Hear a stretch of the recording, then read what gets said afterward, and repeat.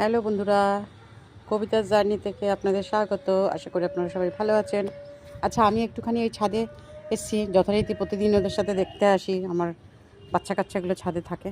তো আজকে রোদটা এত সুন্দর পড়েছে আর গাছগুলোতে বৃষ্টি হয়েছে যে এত সুন্দর লাগছে যে আমি দেখে আর কি খুব খুশি হয়ে গেছি। আর আপনারা তো জানেনই, সব খুশির মুহূর্তগুলো আমি একটু ভালোবাসি আপনাদের সাথে শেয়ার করতে।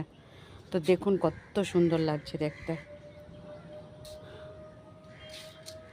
আর দেখুন এই যে একটা ছোট্ট জবা গাছের আমি ডালগুলোকে ভেঙে ভেঙে লাগিয়েছিলাম। নিচে আমার একটা বড় জবা গাছ আছে, সেটার থেকে তো দেখুন একটা ফুল ফুটেছে। আর নয়নতারাতে তো ভরে গেছে একেবারে। এই একটা কুড়ি এসছে, এটা আবার কালকে ফুটবে। এখানেও আর একটা কুড়ি আছে, আবার কালকে ফুটবে।